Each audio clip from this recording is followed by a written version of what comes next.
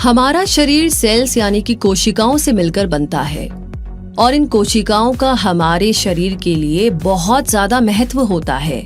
तो ऐसी ही एक कोशिका होती है जिसे कहते हैं स्टेम सेल। स्टेम सेल या मूल कोशिका हमारे शरीर की बीमारियों को ठीक करने में बहुत ही मददगार साबित होती है। तो ऐसे में आपको भी स्टेम सेल के बारे में इम्पोर्टेंट इन्फॉर्मेशन जरूर लेनी चाहिए। इसीलिए आज क्विक सपोर्ट के इस वीडियो में हम आपको स्टेम सेल से जुड़ी खास बातें बताने वाले हैं जो आपके लिए बहुत ही यूजफुल होने वाली है। इसीलिए इस वीडियो को पूरा जरूर देखें। तो चलिए शुरू करते हैं और सबसे पहले ये जानते हैं कि स्टेम सेल यानी कि मूल कोशिका क्या होती है। स्टेम सेल या मूल कोशिकाएं ऐसी कोशिकाएं होती है जिनमें शरीर के किसी भी अंग को कोशिका के रूप में विकसित करने की कैपेसिटी होती है। ये कोशिकाएं शरीर में मौजूद किसी भी टाइप की कोशिकाओं में बदल भी सकती है। साइंटिस्ट के अनुसार इन सेल्स को शरीर की किसी भी सेल की रिपेयरिंग के लिए भी इस्तेमाल किया जा सकता है। यानी अगर हार्ट सेल्स खराब हो जाए तो स्टेम सेल से उन्हें रिपेयर किया जा सकता है, और अगर आंख के कॉर्निया की सेल्स खराब हो जाए तो उन्हें भी स्टेम सेल्स से विकसित करके ट्रांसप्लांट किया जा सकता है। स्टेम सेल्स को ब्लैंक सेल्स भी कहा जाता है क्योंकि ये सेल्स अनडिफरेंशिएट सेल्स होती है, यानी ऐसी कोशिकाओं में डेवलप होने की कैपेसिटी रखती है जो बॉडी के डिफरेंट पार्ट्स में अलग अलग फंक्शंस करती है। स्टेम सेल से अपोजिट हमारी बॉडी में मौजूद ज्यादातर सेल्स डिफरेंशिएटेड सेल्स होती है जो पर्टिकुलर ऑर्गन में स्पेसिफिक पर्पस को पूरा कर सकती है, जैसे रेड ब्लड सेल्स जिनका काम स्पेसिफिक होता है और ये ब्लड के थ्रू ऑक्सीजन कैरी करने का काम करती है। हमारी बॉडी में या लेबोरेटरी में राइट कंडीशंस में स्टेम सेल्स डिवाइड होकर के ज्यादा सेल्स बना लेती है जिन्हें डॉटर सेल्स कहा जाता है। ये डॉटर सेल्स या तो नई स्टेम सेल्स बन जाती है या फिर स्पेशलाइज्ड सेल्स बन जाती है जिनके फंक्शंस ज्यादा स्पेसिफिक होते हैं, जैसे blood cells, brain cells, heart muscle cells और बोन सेल्स। हमारी बॉडी में स्टेम सेल्स के अलावा किसी और सेल में नई सेल जनरेट करने की एबिलिटी नहीं होती है। तो स्टेम सेल्स हमारे लिए कितनी ज्यादा इम्पोर्टेंट होती है, ये जानने के बाद अब स्टेम सेल्स के टाइप्स को जानते हैं। सबसे पहली है embryonic stem cells. Embryonic stem cells human embryo से आती है जो 3 से 5 दिन के होते हैं और इन्हें इन विट्रो फर्टिलाइजेशन प्रोसेस के दौरान हार्वेस्ट किया जाता है। इन सेल्स को प्लूरियोपोटेंट स्टेम सेल्स कहा जाता है क्योंकि ये बॉडी की किसी भी टाइप की सेल में कन्वर्ट हो सकती है और ज्यादा स्टेम सेल्स में डिवाइड भी हो सकती है। इसकी स्पेशलिटी के कारण एम्ब्रियोनिक स्टेम सेल्स को शरीर के बीमार टिश्यू और ऑर्गन्स को रिपेयर और रीजनरेट करने के लिए यूज किया जाता है। और आगे दूसरी टाइप की सेल्स होती है non embryonic stem cells. Non embryonic stem cells को अडल्ट सेल्स भी कहा जाता है और ये सेल्स भी इन्फेंट्स और चिल्ड्रन में ही मिलती है। ये सेल्स डेवलप हो चुके ऑर्गन्स और टिश्यूज से मिलती है। जब कोई टिश्यू डैमेज होता है तब उसकी रिपेयर या रिप्लेसमेंट के लिए इन सेल्स का इस्तेमाल बॉडी अपने आप कर लेती है। इसके लिए डैमेज्ड टिश्यू बॉडी के जिस एरिया में मौजूद होता है उसी एरिया से अडल्ट सेल का इस्तेमाल करके टिश्यू को रिपेयर या रिप्लेस कर लिया जाता है। अडल्ट स्टेम सेल्स उतनी ज्यादा सेल्स में डिफरेंशिएट नहीं कर सकती है जितनी टाइप्स की सेल्स में एम्ब्रियोनिक स्टेम सेल्स डिफरेंशिएट कर सकती है। हेमेटोपोएटिक स्टेम सेल्स एक प्रकार की अडल्ट स्टेम सेल होती है जो बोन मेरो में मिलती है। ये सेल्स नई red blood cells, white blood cells जैसी ब्लड सेल्स बनाती है। और आगे थर्ड टाइप की होती है इंड्यूस्ड प्लूरियोपोटेंट स्टेम सेल्स यानी कि IPSCs।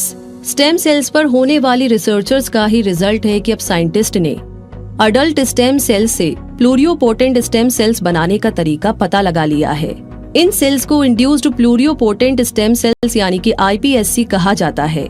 ये सेल्स बॉडी की सभी स्पेशलाइज्ड सेल्स में डिफरेंशिएट कर सकती है, यानी कि ये सेल्स बॉडी के किसी भी ऑर्गन या टिश्यू के लिए नई सेल्स यानी कि नई कोशिकाओं को बना सकती है, जो कि बहुत बड़ी बात है। आगे चौथे टाइप की सेल्स होती है कॉर्ड ब्लड स्टेम सेल्स।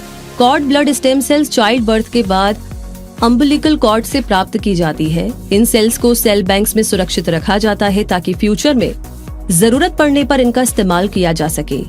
इन सेल्स का यूज करके बच्चों में ल्यूकेमिया जैसे कि ब्लड कैंसर और जेनेटिक ब्लड डिसऑर्डर्स का इलाज किया जाता है। पांचवी टाइप की सेल्स है एमनियोटिक फ्लूइड स्टेम सेल्स। हमारे शरीर में एमनियोटिक फ्लूइड स्टेम सेल्स भी पाई जाती है। लेकिन इनके बारे में अभी ज्यादा जानकारी नहीं मिल पाई है और इसके यूजेस के बारे में अभी और भी रिसर्च होना जरूरी है। लेकिन आप ये जरूर जान सकते हैं कि एमनियोटिक फ्लूइड ऐसा फ्लूइड होता है जो माँ की कोख में पल रहे बच्चे के चारों तरफ पाया जाता है। तो डिफरेंट टाइप के स्टेम सेल्स को जानने के बाद अगर बात करें स्टेम सेल्स का मेडिसिन में कितना महत्व है, तो स्टेम सेल्स यानी कि मूल कोशिकाओं का मेडिसिन में बहुत ज्यादा महत्व है। अब स्टेम सेल ट्रांसप्लांट करना पॉसिबल हो गया है, जिसे बोन मेरो ट्रांसप्लांट कहा जाता है। इस स्टेम सेल ट्रांसप्लांट में कीमोथेरेपी या बीमारी के कारण डैमेज हुई सेल्स को स्टेम सेल से रिप्लेस कर दिया जाता है। अभी बीमारियों के इलाज में जो स्टेम सेल्स यूज की जाती है वो हेमाटोपोएटिक स्टेम सेल्स होती है। ये कोशिकाएं कैंसर मरीजों के लिए नई ब्लड कोशिकाएं बनाती है, क्योंकि कैंसर पेशेंट्स की बॉडी में मिलने वाली haematopoietic stem cells radiation therapy और कीमोथेरेपी के कारण खत्म हो जाती है। स्टेम सेल थेरेपी को रीजनरेटिव मेडिसिन भी कहा जाता है। ये थेरेपी स्टेम सेल्स का इस्तेमाल करके ऐसे टिश्यूज के रिपेयर रिस्पॉन्स को प्रमोट करते हैं जो डिजीज्ड हो, डिसफंक्शनल हो या इंजर्ड हो।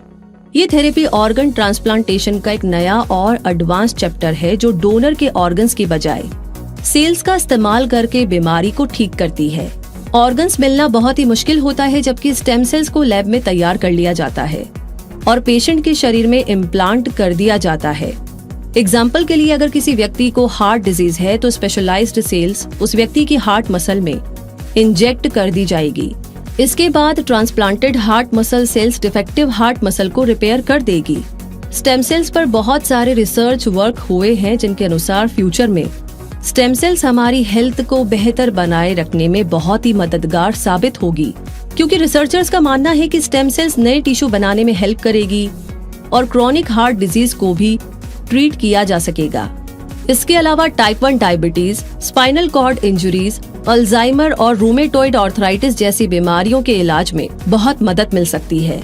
एम्ब्रियोनिक स्टेम सेल्स के इस्तेमाल को लेकर के कंट्रोवर्सी भी है, क्योंकि ये कोशिकाएं अर्ली स्टेज एम्ब्रियो से ली जाती है। इसीलिए एम्ब्रियोनिक स्टेम सेल रिसर्च पर कई सारे सवाल उठे हैं जो इसे एथिकल नहीं मानते हैं। इसके लिए नेशनल इंस्टीट्यूट्स ऑफ हेल्थ द्वारा गाइडलाइंस भी बनाई गई है, जिसे फॉलो करके ही एम्ब्रियोनिक स्टेम सेल्स का इस्तेमाल किया जा सकता है।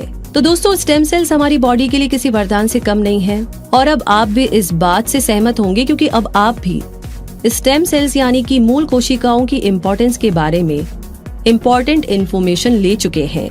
और क्विक सपोर्ट ये उम्मीद करता है कि ये वीडियो आपको बहुत ही इन्फॉर्मेटिव और इंटरेस्टिंग लगा होगा। कमेंट बॉक्स में लिख करके जरूर शेयर कीजिएगा और आगे भी ऐसी इनोवेटिव और इंटरेस्टिंग जानकारियां लेने के लिए हमारे चैनल क्विक सपोर्ट को सब्सक्राइब करके बेल आइकन को प्रेस कर दीजिए, ताकि नई और इनोवेटिव जानकारी सबसे पहले आप तक पहुंचे।